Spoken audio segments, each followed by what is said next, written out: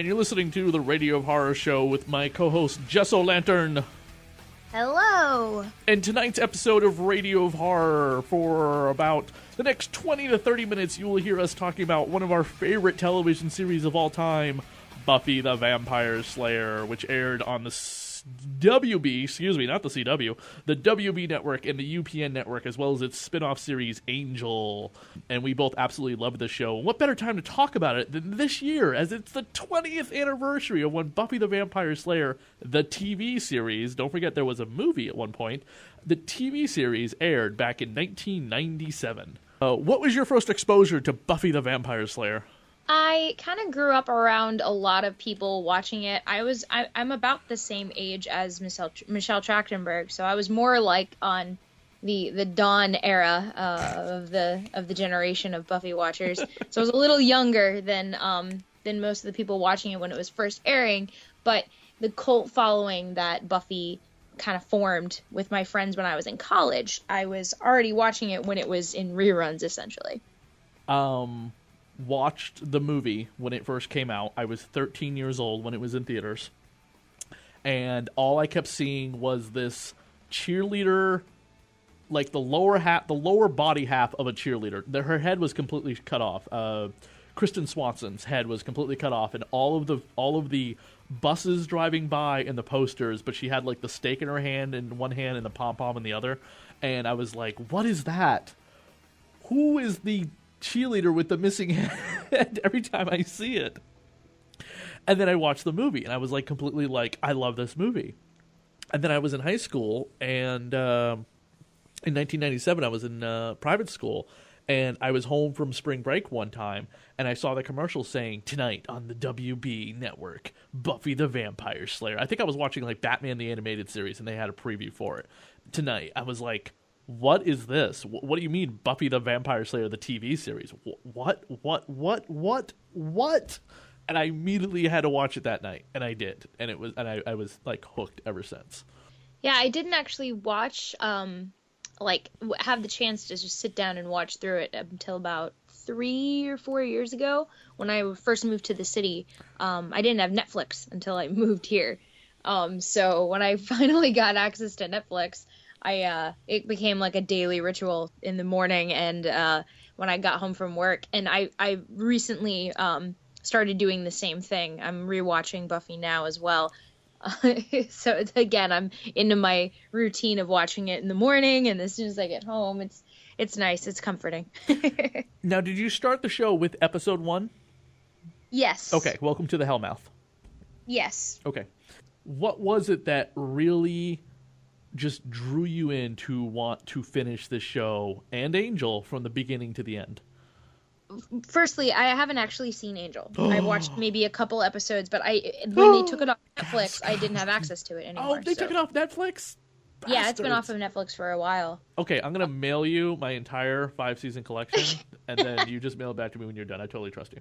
Because there is an injustice happening, but we will get to Angel eventually.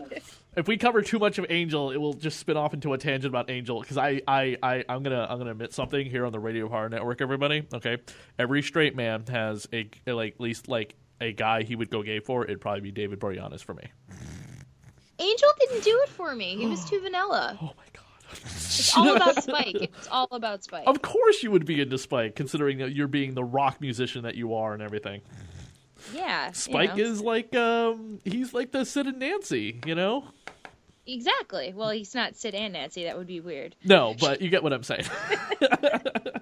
I remember that one episode. I'm going to answer your question, though, but I remember there's one episode where he's where he's telling Buffy about how he killed all the different Slayers. Oh, yeah. Mentions Sid Vicious. And he's, like, the flashback of him in like, the 70s, and he's on the subway in New York, and he's essentially dressed as Sid Vicious. Like, he's got that 70s punk rock look, and it's so funny because I ride that specific train to work every day. All the old Sea Line trains look like that from the 70s. Oh my god. And everyone's complaining about here in Massachusetts about the lines being replaced at long last after years, and it's just like, I remember somebody calling into a local radio show that I listen to all the time, the Jim and Marjorie show, which is on NPR, and you can listen anywhere in the country to this, by the way, but they are based here in Massachusetts. in Boston, Massachusetts, and somebody from New York called in saying, "You people of Massachusetts don't know what you're been talking about with those trains being as bad as they are. You haven't been on a New York subway system. They never replace those trains. They're the same ones from the 70s." Anyway, we digress. Yeah, I'm sorry. To answer your original question though about the first episode, I didn't really I wasn't really familiar with the show. Like I said before, it was more like the cult classic of my friends.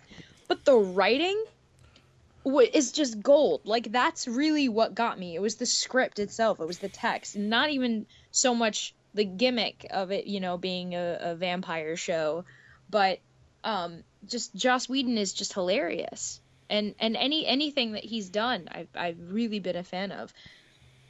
Everything Joss Whedon touches turns to awesomeness. We share a birthday, too. You do? When's your birthday? Yeah, it's so funny. I realized that I have 3 of like the trifecta of my most awesome birthdays, but my 2 most awesome cosmoses of my nerdiness and my horror punkness, I share a birthday with Joss Whedon and Glenn Danzig. Wow. That's yeah, right? Yeah. June 23rd. That is so funny. And even more But anyway. Yeah, wow. Okay. Other conversations that we had totally make more sense now too. Yeah, you can sidebar about trains. I can sidebar about Glenn Danzig.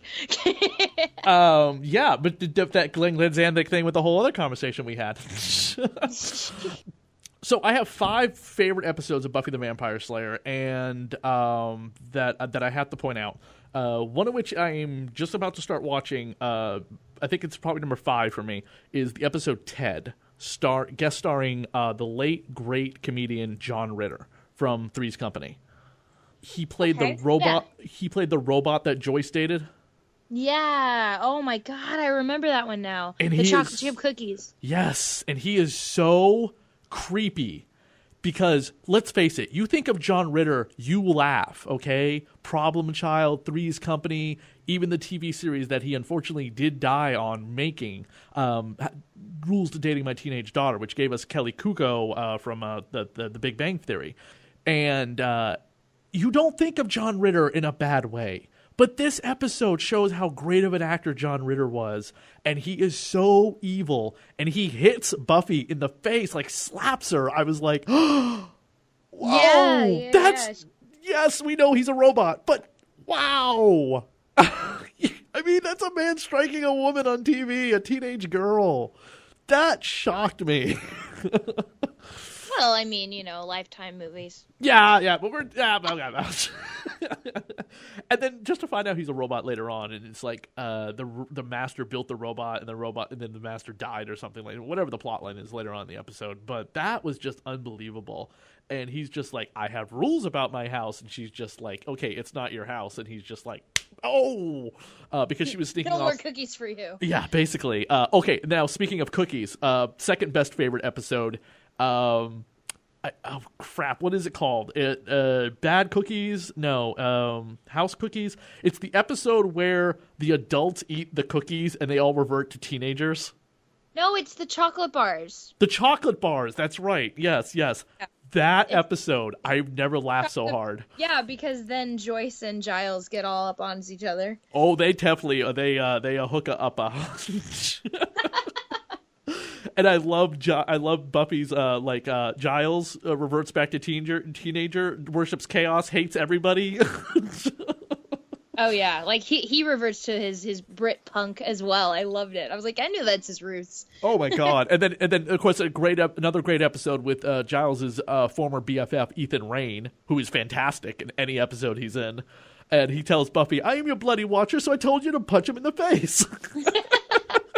And then later on in the episode, she does clocking Ethan right in the nose or whatever, and Giles is like, "Yeah!" And she turns around, looks at him, giving him like the parental, "No, don't cheer me on for punching people." And Buffy has to act like the adult, which is fantastic, especially when she gets in the car and she drives away with Principal Snyder in the back seat. He's like, "Wow, Buffy, wow, sometimes you drive like a spaz."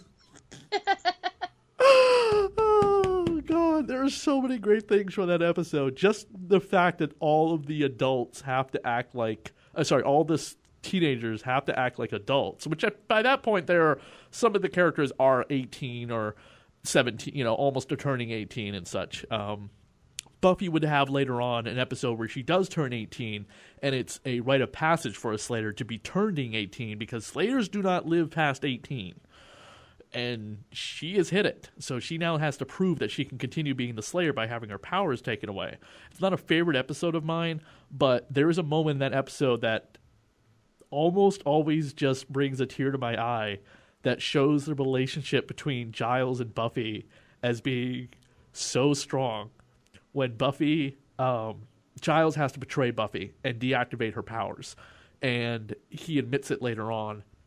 The uber vampire that they kept chained up for Buffy to kill goes after Buffy's mother. And Buffy tells the council to fuck off, the Watcher Council, that she's not playing by their rules anymore. And Giles unfortunately gets fired because of the fact he betrays the Watcher Council to side with his Slayer. At the end of the episode, Buffy is like cut and bruised and bleeding, and she is in some bad shape because her powers, her Wolverine style rejuvenation hasn't kicked back in. And while she's like trying to tend to her wounds, Giles takes the cloth out of her hand, sits down with her, and begins cleaning her wounds for her. Yeah, I remember that episode. The holy water. I was just so moved by that because it just showed like Giles will do anything to protect Buffy. He doesn't treat Buffy like his charge, his Slayer. He treats Buffy like his daughter. Oh, of course. That father figure had been set in stone since high school. Yeah. Third favorite episode is the episode, a lot of the season 3 stuff, because season 3, let's face it, was the best of the show. Evil Willow comes to the normal universe. Yes, when both of them are there, right? Not yes. Like not just the one that Cordelia sees, but like she comes back into the regular world, right? Correct. Yep, because of a spell Anya tries to perform, trying to get her powers back. Yeah. Because it backfires after she's no longer a vengeance demon. Yeah, exactly. And I love the evil Willow, the vampire Willow is there, and Oz is with his band, Dingoes Ate My Baby, on stage at the Bronze, and his band leader, his bassist leans into him and goes, "What is up with your girlfriend?" And he's like, "I don't know." Because she is walking around in a corset with her boobs hanging out and everything, which Willow later on, when she has to switch places with Vamp Willow, she's like looking down going, whoa, those are my boobs. Just startled by them. And later on, she makes the comment, she says, "And I think she's kind of gay," which is kind of funny, because I become gay next season. Yeah, it was mega foreshadowing. Good stuff. Second favorite, number 2 favorite episode, The Zippo. The episode that's all from Xander's perspective. Oh, yeah. I forgot about that one. Also from season 3. So the entire time, the Buffy gang doesn't want him hanging out with them because he's a liability, and there's a apocalypse is coming again. And he keeps running in on scenes like Buffy and Angel like crying at each other, going, "I can't lose you. What if you're gonna die? I don't know if I could do this without you, Angel." And Xander's standing there like, "Guys, I got a problem. Bully zombie wants to blow up the school. Bad stuff happening." Oh my goodness. And then my number 1 favorite episode, which is a lot of people's favorite episode, which, by the way, was speaking of foreshadowing, this is the episode you get the hint that there's something developing between Tara, the lesbian witch that Willow meets in college, and Willow, the episode Hush. Oh, yeah, with the gentleman? Yes, with one of the gentlemen being played by former guest of Radio of Horror, Doug Jones. I almost lost his name. They did a house at Halloween Horror Nights with the gentleman. Yes, I think you had mentioned that when we had talked about Buffy a few months back. Oh yeah, it was amazing. I'm trying to remember. I can't. It's escaping me. The name of the haunt. That was like my second year doing it, like 2006 or 7. Mm-hmm. They put out these toys called reaction figures. They're basically 3 3/4 inch action figures based on the old school way G.I. Joe and Star Wars toys were produced back in the 70s and 80s. And they've done it for a number of movies and a number of modern things, like anything from Breaking Bad to the Terminator to Predator, Aliens to the classic horror characters to the 80s slasher characters to Big Trouble in Little China to Fifth Element, whatever. I mean, there's a ton of them out there, and they've done Buffy the Vampire Slayer, and the only two I own are Spike and The Gentleman that Doug played, and I have mine signed by Doug Jones. We talked in length about that when he came on the show, and he talked about like when you don't see my feet, I'm on a roller, I'm on a skateboard, and they're pulling me along. When you do see me when you do see my feet, that's done with wires. I was like, oh, interesting. But yeah, the Hush episode, and I love the moment when Buffy is doing this jerking up and down moment with her fist, and everyone's looking at her like, what? And she pulls out her steak and just does it again. Because they can't talk. They cannot. Yeah, they're like jerking off. What's the other? Oh yeah, it also in that episode, Spike is drinking some blood, and Anya's laying down on the couch, and then when he lifts his head up, he's got the blood on his mouth. She looks passed out. Xander dives over the couch and starts punching him in the face. And then she's like, "No, I'm alive. It's okay." They hug each other. Up so much. And then they hug each other. And then Anya does that very inappropriate thing with her finger and her fist. Let's go. Oh, I loved Anya. She's fantastic. Emma Caulfield, I believe the actress's name was. Yeah, her portrayal is just spot on. Her timing is just impeccable.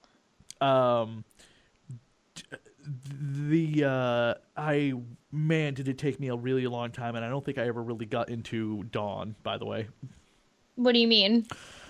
That whole thing with her being the key, and then her eventually, not being the key anymore, and her always needing to be rescued. She was a teenage girl. She didn't have superpowers. No, but just tiny. Yeah, just not into her as a character at all.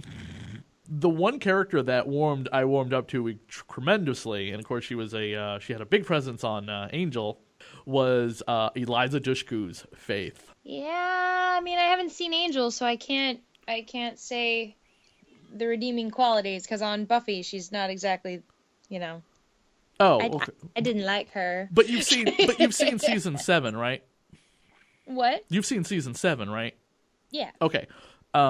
Leading into season 7, Faith had been in season 4. Faith went to disappeared after she did the body swap with Buffy. She went to Angel's show in season 1, and captured and tortured Wesley, which the actor who played Wesley, I don't know if you were aware of this, actually is married in real life to Allison Hannigan. Really? Yes. I didn't know. That's funny. Yes. Wesley Wyndham Price, Alex Denisoff, who, for anyone listening who is a fan of any Joss Whedon project, is in a ton of them.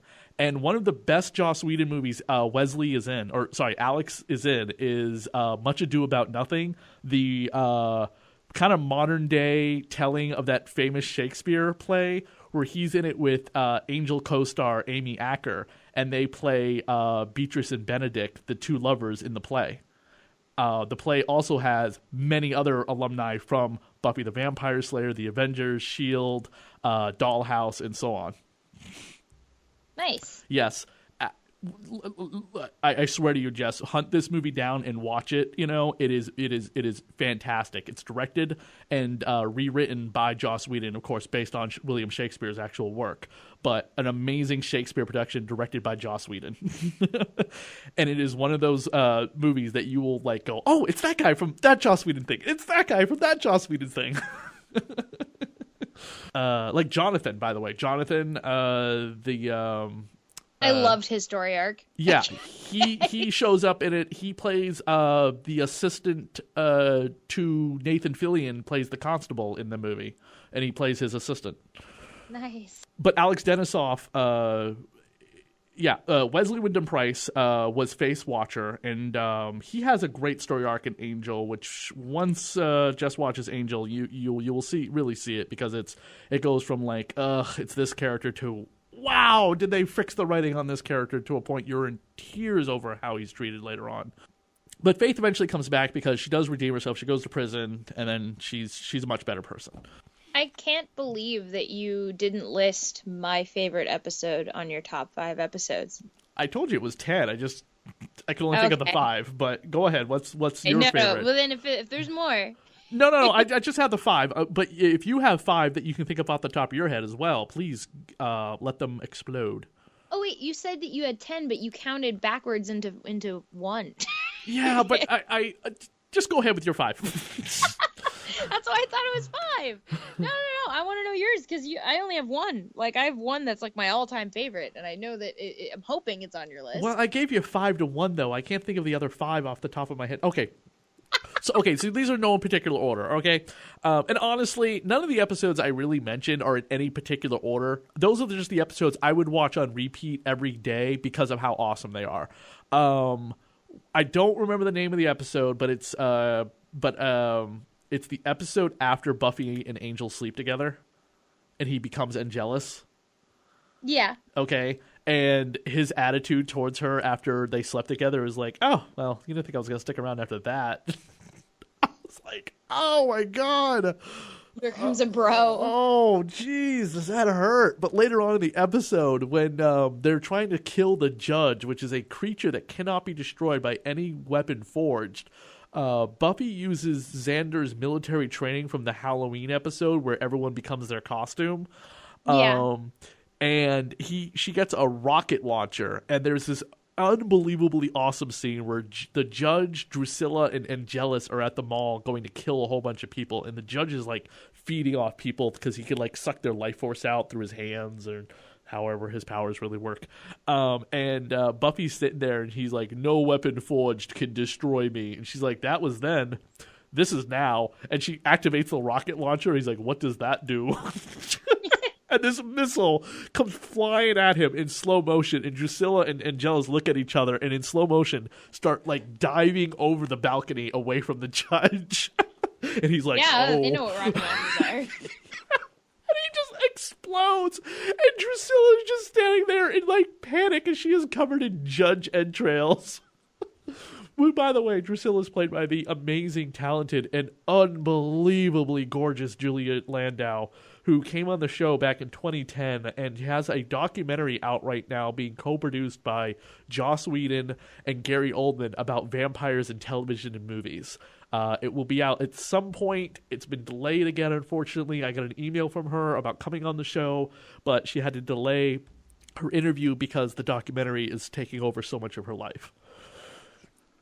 But Drusilla has this way of talking in such poetic verses, you know? It's very melodic. Exactly. And I love the scene where she's in the schoolyard with the little boy whose mother hasn't picked him up yet, saying, "Do you think they will find your body? Do you think your mother will cry when they find your body?" And then he turns around and Angel is standing right there. "Go home now."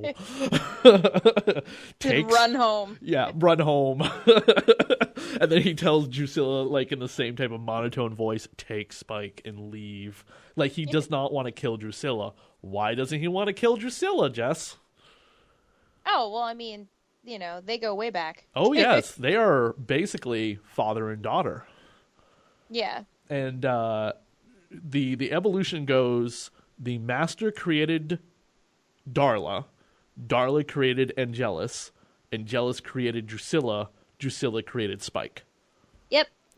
And there's a big incestuous happy family. Yeah, basically, which by the way, maybe because it's public television, but they don't show any of those characters having that type of relationship that you just mentioned. But on True Blood, that happens a lot. If you sired somebody else, you fuck them. Imply it. They definitely imply it. I mean, let's face it, Darla and Angel did have a sexual relationship, and so did Spike and Drew. So they are basically, you're having sex with your mother or father. In a way, which in Spike's case is kind of weird, considering that didn't his mom, after she became a vampire, wanted to have sex with her son? That's weird. Yeah, that was a season 7 thing. What is your favorite episode, by the way? Because I got more. Well, I like the I'm a fan of that one Halloween episode where the house kept changing. I can't remember the name of that one, but just as far as like the way that one's shot and just the cinematography behind that. But Are you talking about season 4 in college? I think so. Okay. That's where Wasn't the one where they all became their Halloween costumes, because that was earlier on. Oh, I actually have it right here. Hold on one sec. Fear Itself. Yes. And this is the episode where Oz, played by the amazing Seth Green, by the way. Seth Green, awesome in everything. And I mean, of course, you and Seth Green are like, you and Oz you're like kindred spirits. What? Well, you got your whole, like the Jess Lantern thing, you know what I mean, on stage and singing, and Oz is basically well, I don't mean you're into werewolves, but you know what I'm saying. I'm short like Seth Green, I guess that works. But we're short musicians, but I'm not a werewolf. So no, I guess... but he's got his whole like punk rock band thing going, Yeah, Frosted Tips. Yeah. Do you know what Oz's Halloween costume was in that episode? He was God. Yes. Yeah. Like I like seriously, I have like these random details that I don't remember until you ask me.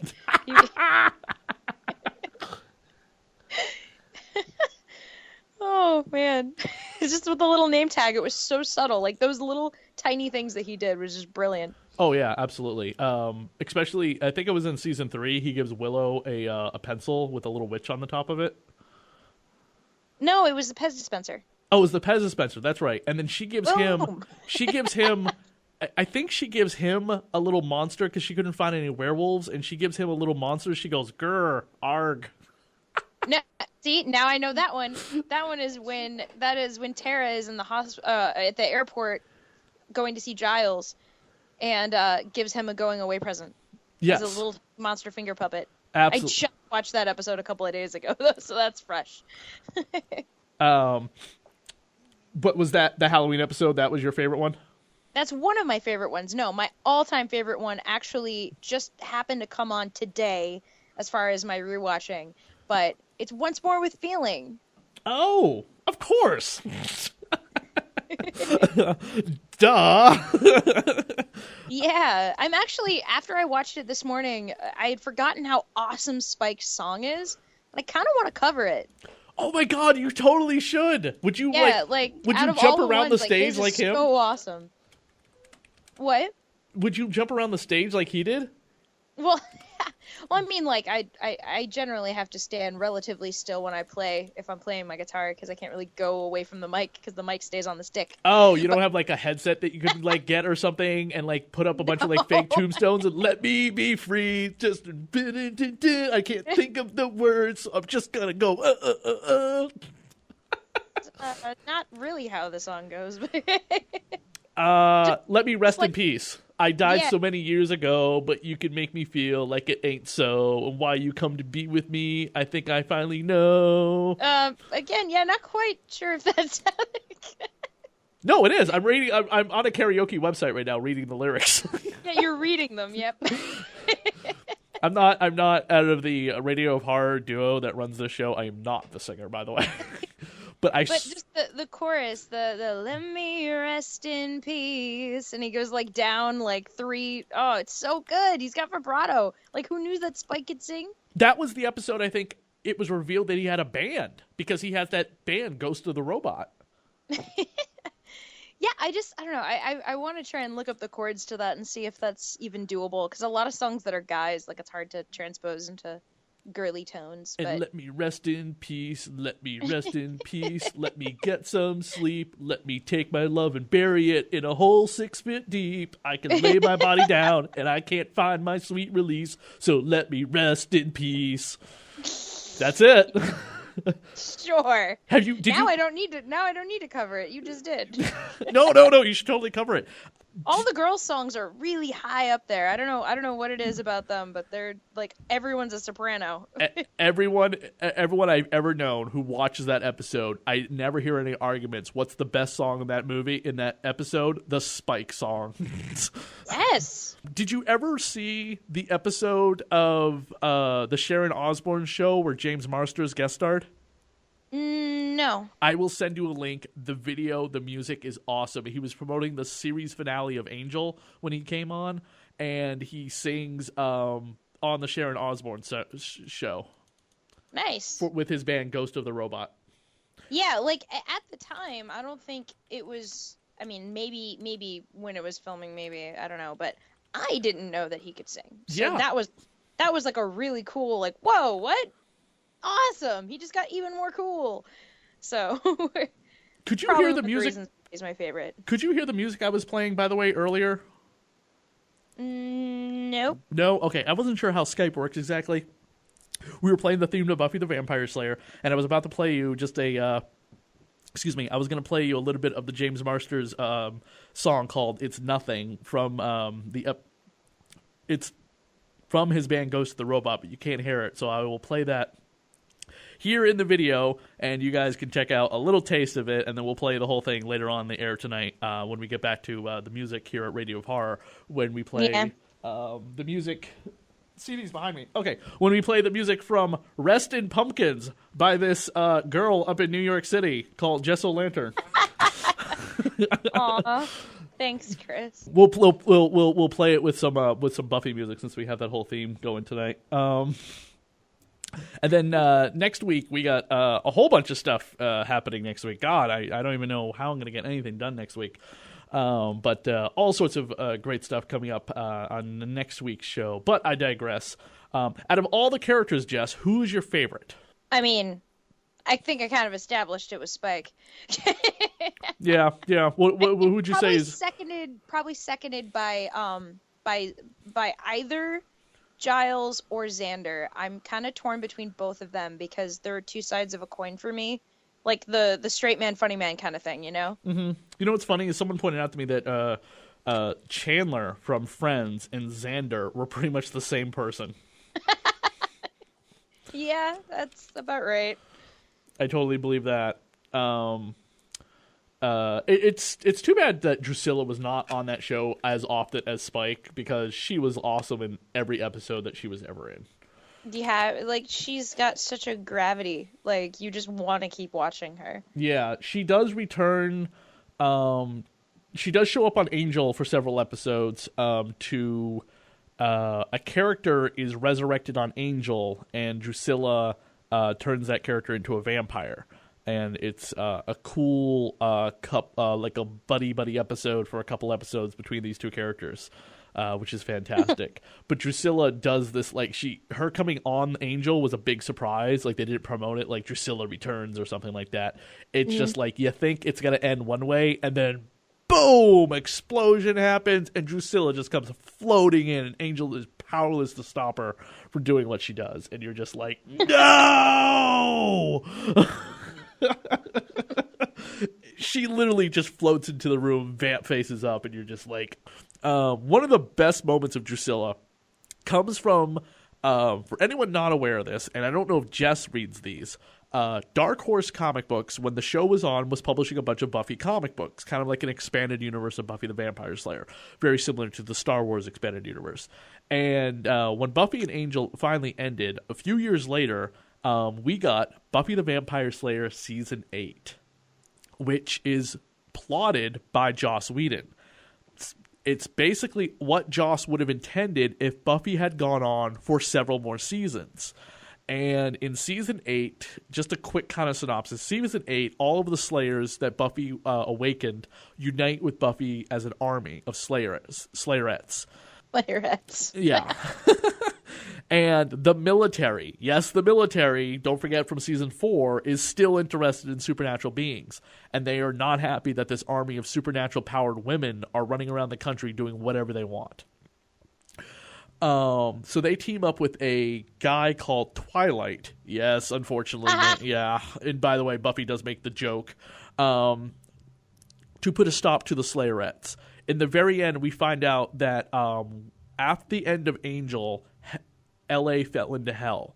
And the only way to rise L.A. back up out of hell was for Angel to make a deal with a god named Twilight. And Angel is revealed to be the big bad of the story arc. No longer a vampire. He is now the god Twilight. Just doing a lot of weird stuff, we eventually find out that the god Twilight was being manipulated by a resurrected master. And the only way to put a stop to all of this is Buffy has to destroy all of the magic in the world. The seed of magic has been corrupted. The seed of magic that basically like spawns everything that is supernatural-ish. So she has to destroy it. And in doing so, it wipes out magic on Earth, and it wipes out most of the Slayerettes' ability to be Slayers. The next season is Buffy's like dealing with the fallout of that, Willow trying to find more magic, Angel having to deal with the repercussions of what he did, as well as him killing off one of the main characters of the cast and crew, and him and Faith have like a team-up book.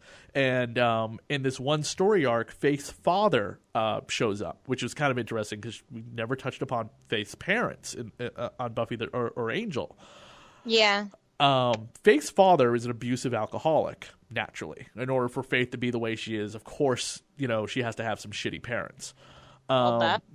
Well, there is this like moment where she is not dealing with her father coming back very well, and Angel, has been leaning on her to help him deal with like the mistake he made and like the other things that he did wrong. And she finds out about a demon that can take people's stuff that they don't want inside them out of them. And it leads them to a convent of vampires that are being led by Drusilla. And Angel realizes that Drusilla is acting extremely different. In fact, Drusilla is 100% sane. Huh. Yes, and she's been written this way ever since or whatever. This demon sucked all the insanity out of Drusilla's mind. Huh. Yes, and Faith comes to Drusilla asking for the bad girl of her to be sucked out of her. Interesting. Yes, it's a great character plot line. It's only like 3 issues. Later on, Drusilla returns. Faith gets a job undercover at a local posh girls' private school, and as a gym teacher, which is kind of funny. And she finds out that the head mistress of this school is Drusilla, and she's turning all of the Catholic girls into vampires. Great stuff in the Buffy comics. If you've not read the Buffy comics, go read the Buffy comics right now. I have one of the newest issues right here. There was a big disaster recently in San Francisco. Supernatural beings are being blamed for it, and the government has rounded up all the supernatural beings and put them into a camp, kind of like the Japanese were back during World War II. Well, yeah. Yeah.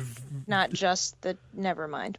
But you know what I mean. Yep. The Japanese and the Germans, for their own safety. Not because they're criminals, but for their own safety.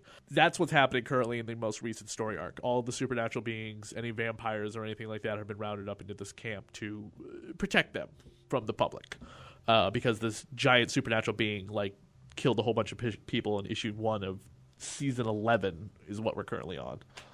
And then Angel's got his own book, and he's running around with a character from his show. So good stuff. If you haven't read it, Jess, by the way, track him down. Awesome stuff.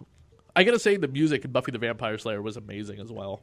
Yeah, every now and then there'd be a musical guest that I actually knew. And there were just random cast people, When it was on the WB, when it originally aired, they would end the episodes, like a lot of those episodes, not just Buffy, but Dawson's Creek, Angel, Smallville. If there was special music, they would music from this episode was provided by this band, this singer, this songwriter, so on and so forth. You know what I mean? They would plug them at the end of the episode.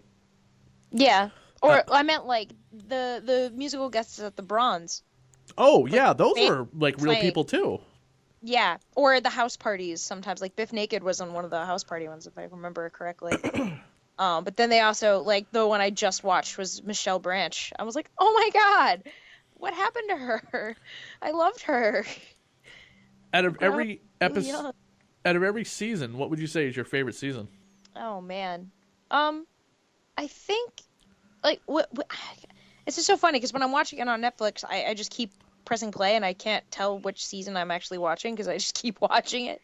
The one that I'm currently watching now, probably the one with Once More with Feeling, because again, my favorite character is finally getting more of a more dynamic story arc. He's not just a big bad, True, but it's funny that you say that because a lot of Spike fans hate the end of that season with what happens between him and Buffy. Yeah, but I mean, this point in the season, it's hilarious, and he's getting his shining moment. True. For anyone who's a big fan of the comics, by the way, Buffy and Spike are a couple. They are a happily Slayer and vampire couple, and they have been fighting it for so long. And she finally slaps some sense into Spike when she's like, "Why don't you want to be with me? We clearly love each other." And he's like, "Because of that incident in season 6." And she's like, "You have got to get over that. I've forgiven you for that so long ago." She forgave him. And he's like, because that wasn't the man that she fell in love with. You know what I mean? So, good stuff. One of the worst characters I thought they brought out of that show is not Dawn, by the way. I don't completely hate Dawn. Is Riley. Riley Finn. I could not stand. I agree. Like, there was just something too squeaky clean about the guy. I never trusted him. And I mean, like at one point when, the initiative thing happened, you kind of have that moment of, oh man, we weren't supposed to trust him. Okay. But then he ends up still being a good guy. But he's still too much of a good guy. Just couldn't do it. Didn't like him. Not a big fan. I love Willow's character evolution from her being this little mousy thing to she's dating a werewolf who's also the leader of a band. And now she's like this, super powerful witch lesbian, and very, very much into, she's like her own independent character to this insanely dark turn that happens in season 6, which is awesome. Bored now. I could not touch my skin after watching that. Is that a bad choice of words? Yeah. Anyway. One of the 2 actors, Jess, that appeared in every single episode of Buffy the Vampire Slayer, and there are only 2. Every single episode? Every single episode of Buffy the Vampire Slayer, only 2 actors appeared in every single episode. Huh. This is a trick question, isn't it? No, it's not. It's it's an absolutely 100% truth question. There are only 2 actors that appeared in every single episode. I'm probably going to get this wrong, but I'm just going to take a stab in the, a wooden stake in the dark.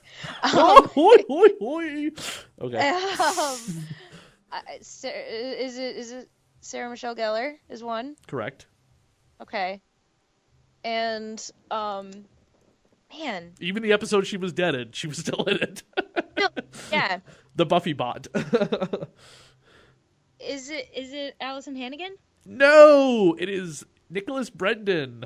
Xander. Oh, that was my other choice. I was like, it's got to be either Willow or Xander because I know that Giles left for whatever Watcher study sometimes for like a couple episodes and he wasn't in them. Okay, Xander. It was Anthony. Unfortunately, had to leave the show due to family obligations. His wife, I think, had just had a baby. It's funny how they always write that into the story, though. That they had to write him off because of, like, obligations. I mean, let's face it, he lives in England, and he has to go fly out to Vancouver every 5 minutes to film that show. I mean, that must be taxing on a family, I'd imagine. By the way, his lovely daughter, is in a great series with him called Guilt, where he plays an attorney, kind of a sleazy attorney, and his daughter plays the unfortunate tabloid victim the suspect in a murder investigation in England. Her flatmate is killed, and she's the prime suspect. Willow was not in one episode. I don't know what episode it was in. I'm not 100% certain what episode Willow didn't appear in, but according to IMDb, it's 145, Buffy and Xander. I'm like, what episode was Willow not in? Yeah, that's what I'm thinking about. So, unless it was like a very heavy flashback episode that didn't involve Willow's character. So, but Willow was always hanging out with Xander. But I'm like, well, wait a minute. Wasn't she like in England recuperating from being like Dark Willow? Was she in every episode while she was recuperating? Oh, yeah. Maybe that was it. By the way, other great Giles line. Have you seen my mask? It raises the dead. Isn't it lovely? Bloody Americans. Isn't it lovely? He's driving along or whatever, trying to get back to Buffy's house because the evil mask or whatever has resurrected the zombie king or something. Yeah. And Giles is just like, the fucking bloody Americans have to play with this stupid shit. They don't know what the fuck they're talking about. Basically, for lack of a better word. We also have to mention Giles' poorly departed girlfriend from seasons 1 and 2, who was killed by Angelus with a snap of the neck, Jenny Calendar. Yeah, I was going to say how quickly that just ended. Oh, that was so bad. I mean, I felt sick to my stomach when Angel did that. You know what I mean? And he just like runs his hands over her face and then just I was like, oh God, I'm gonna throw up. Like, Spike wouldn't have done that. No, Spike would have drained her. Yeah, he would have been, classic about it. He would have brought her back to Drusilla, and it would have been worse, I think.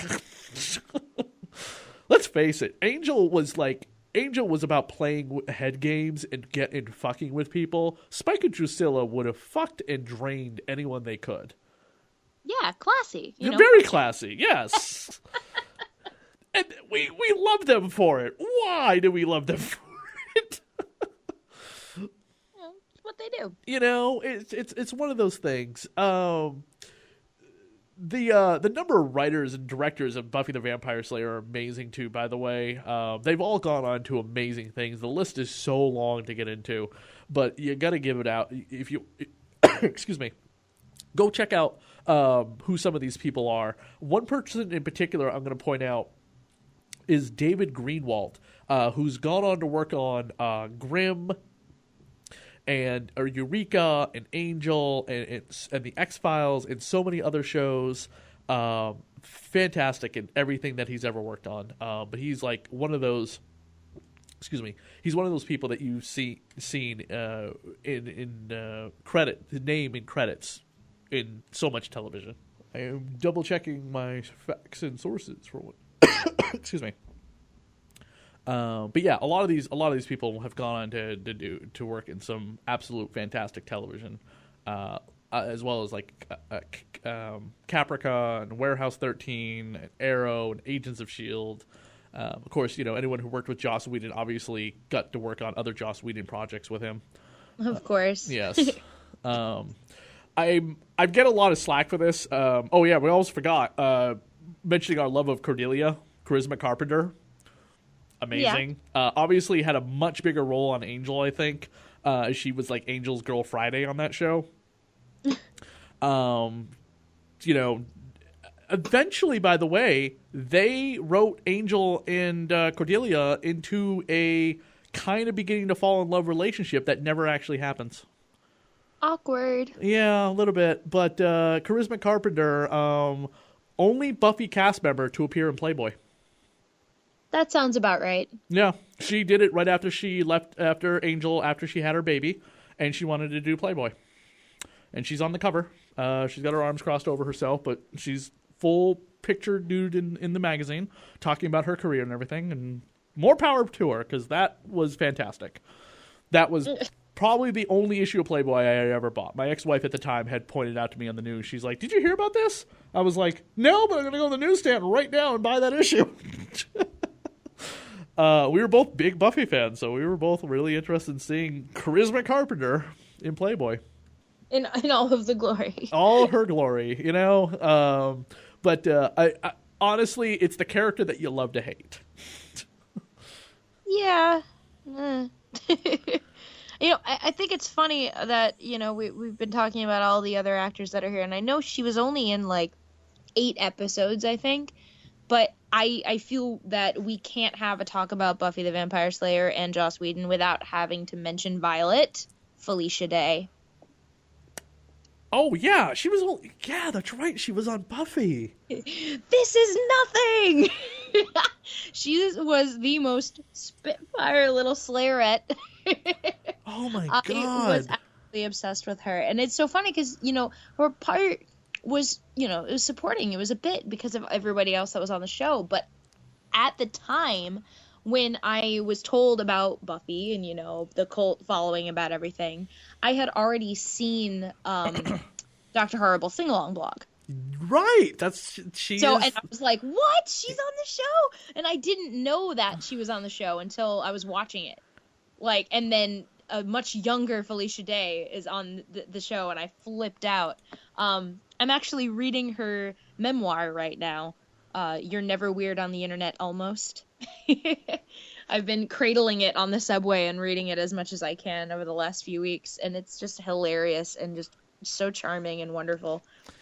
Do you know what her next big, huge TV project is coming out April 14th, 2017? Indulge me. She is, and trust me, this is fucking huge, Jess. She is playing Kinga Forrester, the daughter of Dr. Clayton Forrester, in the long-awaited return of what is considered one of the greatest, if not the greatest, television shows of all time, Mystery Science Theater 3000. That's perfect. That is so perfect for her. And her co-star in the role of playing the mad scientist who launches the guy into space to watch terrible movies with talkie robots is Patton Oswalt. That's amazing. Yes. Yeah, I hadn't known about it. I knew that they were going to be doing like a relaunch. Yep. Of that. That's awesome. She is going to be the one that's going to be sending the terrible experiment up to the new capture of the Satellite of Love, Jonah. The little 50-second trailer has been up on YouTube. It's been like heavily watched by a lot of people because they've been waiting just for a little clip. We don't really need a trailer for MST3K. You know what I mean? It was announced it's coming to Netflix, but we just wanted a little taste to see what the characters are going to act like. And Felicia Day is fantastic in it. Patton Oswalt looks like he's going to be hilarious as the new TV Frank. Everyone is highly anticipating the return of Mystery Science Theater 3000. But man, her book, by the way, not to go into Felicia Day thing because we could do that in a whole other episode. Download her audiobook if you ever get a chance. Like if you sign up for like audible.com, it's like free for the first month. Download her audiobook and listen to her read it. It's heartbreaking. I'm only on chapter 9, no spoilers. Okay. What is chapter 9? The convention fever. Okay, gotcha. All right. So they've gotten into the guild, I'm assuming? Yes. Okay. All right. It gets heartbreaking after that. A lot of people are aware in the news and media like Felicia Day was a target of Gamergate, so that's covered in her book as well. Yeah. I'm not going to go into what Gamergate is. I did that show 3 or 4 years ago when it happened. I had guests from Boston's female video game entourage on my show to talk about Gamergate. You can go find it online. Just, go Google it and educate yourself. Gamergate's bad. Just letting you know. What other great actor did we miss before we happen to leave that we can just happen to mention? We said, oh, by the way, I got shit on Twitter, by the way, for saying this out loud because I don't know who on Twitter. I don't know who you are. I don't know what your lifestyle. I don't know who your background is. I don't know if you are a parent or not. But if you are a parent, Joyce Summers is the worst parent in all of television, in my opinion. I'm sorry, but as a fucking parent, I am allowed to say that out loud. Thank you.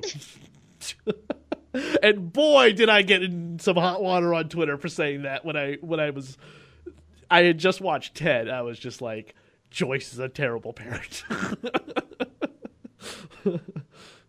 There were definitely some terrible choices made in that specific episode. Yes. There are some good Joyce moments. There are some terrible Joyce moments. The episode where she is brainwashed by the 2 dead kids in season 3 to burn Buffy and Cordelia at the stake. I was like, what? Yeah. That's where Amy got all mousy. Yes, exactly. Amy turns into a mouse before she unfortunately becomes a rat, and she unfortunately comes back and corrupts our young sweet Willow.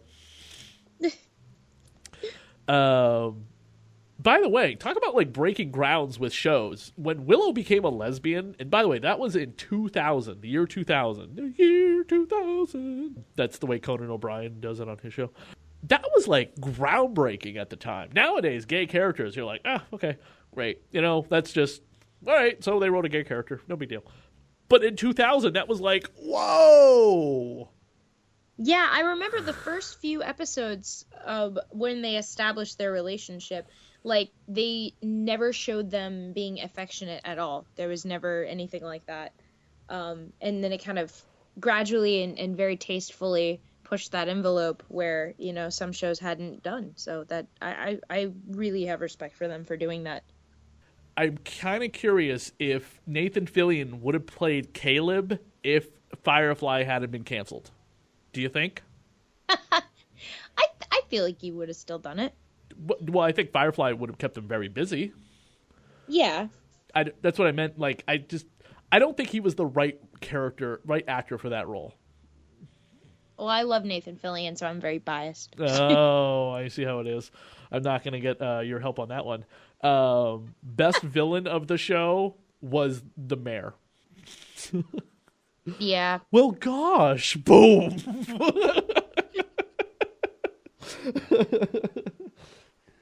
I love it. He's just like at the end of dictating orders of like death and destruction to kill Buffy. He's like, anyone want to order Chinese?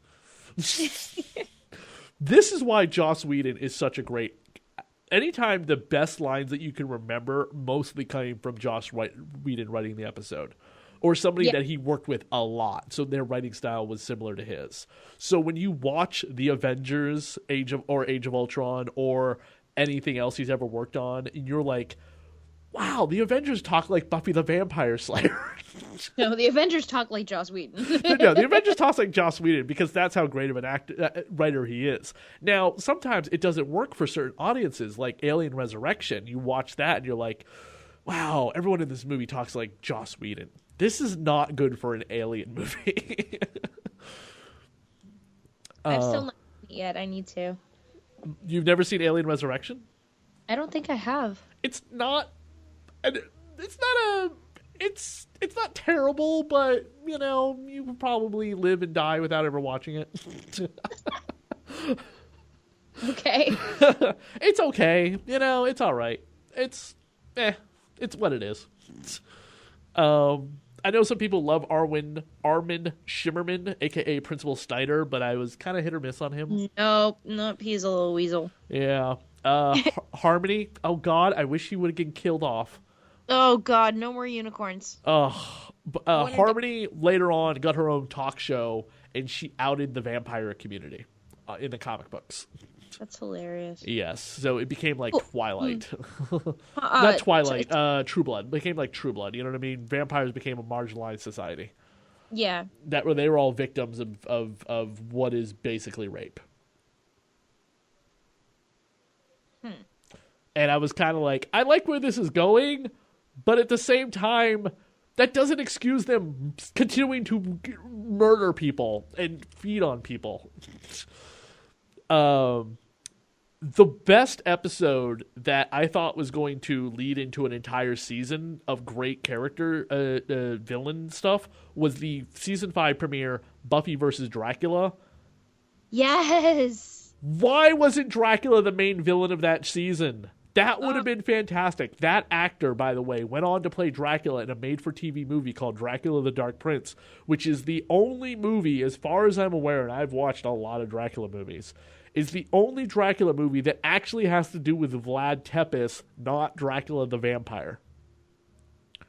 Huh. And Rudolph Martin plays Dracula in the Buffy episode, and then 2 weeks later, that Sci-Fi Channel movie premiered, Dracula the Dark Prince. It premiered on Halloween, no less. And there's a great line in the movie where Xander's like, do you mean like the real Dracula? 1, 2, 3 victims.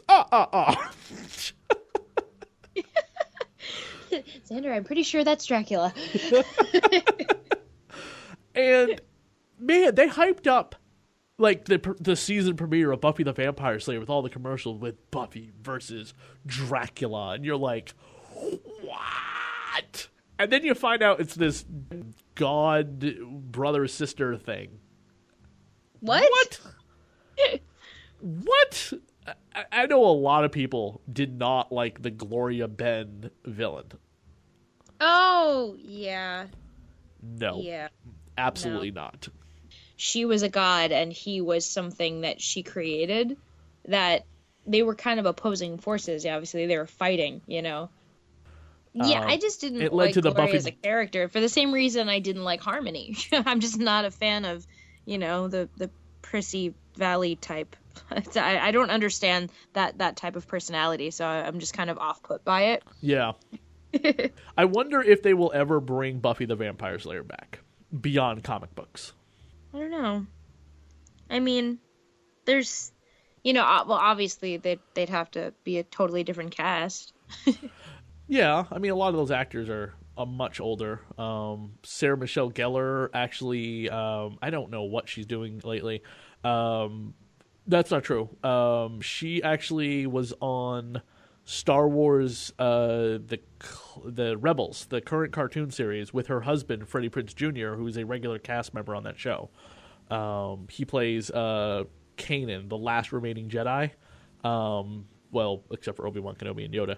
But he's on the show, and she played Ahsoka Tano, Darth Vader's former apprentice. So it was kind of funny that, it was kind of nice to see the two of them, like, working together again, because they were in Scooby-Doo 2.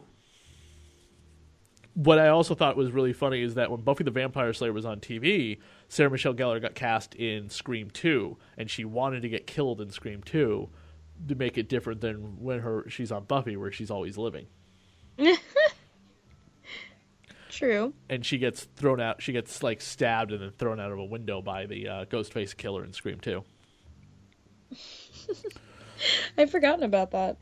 And then she was also she actually auditioned for Jennifer Love Hewitt's character in I Know What You Did Last Summer. That's about right. But she got the runner-up character. She got the secondary main character, who doesn't live.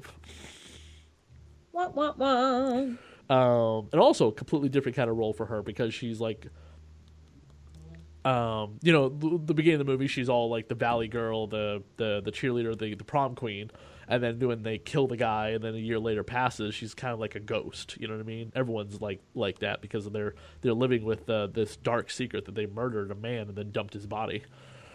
Yeah. And that's how she met her husband, Freddie Prinze Jr. Who, by the way, they from the the little bit of tabloid that I ever read, she was actually dating Ryan Philippine at the time. Oh. Yes, and then she broke up with Brian Philippine just in time for Cruel Intentions, because that's when Ryan Philippine started dating and eventually married Reese Witherspoon. Oh, Hollywood. Yes. Most famous kiss ever in a movie between Selma Blair and Sarah Michelle Gellar in Cruel Intentions, which won Best Kiss at the MTV Movie Awards. Of course it did. Of course it did. But everyone always points out the disgustingness of the kiss because there's like this string of like spit between them. Oh, we're done. And they've all gone on to like fantastic careers. I mean, God, look at David Boreanaz. He's on Bones now. Yeah. And of course, I accidentally hashtagged it this way. I didn't mean to. It wasn't a hashtag. I put this in a Twitter thing, and someone pointed out to me, "Do you realize what you just tweeted? It's kind of funny, but do you realize what you just tweeted?" I was like, "What? I don't understand." I'm looking at it. Oh, that's what I put in that Twitter.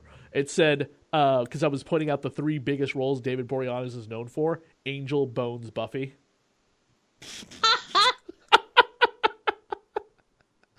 And I got a tweet about that. Oh, God. You really got to proofread that stuff, man. No cruel intentions involved. And on that note,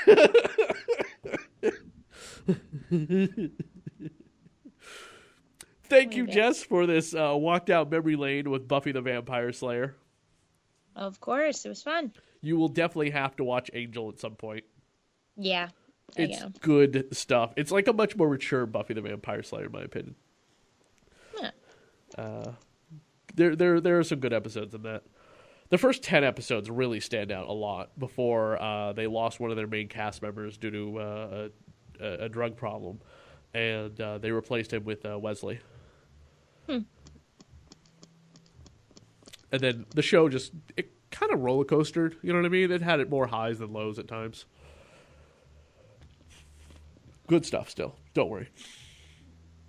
Okay. You can find us on Twitter at ChrisDSAV and at Radio of Horror on Facebook, as well as Jess O'Lantern on her Facebook page, Jess O'Lantern. and on Twitter at Jess O'Lantern. And check out the rest of the videos here on our YouTube page and VidMe page.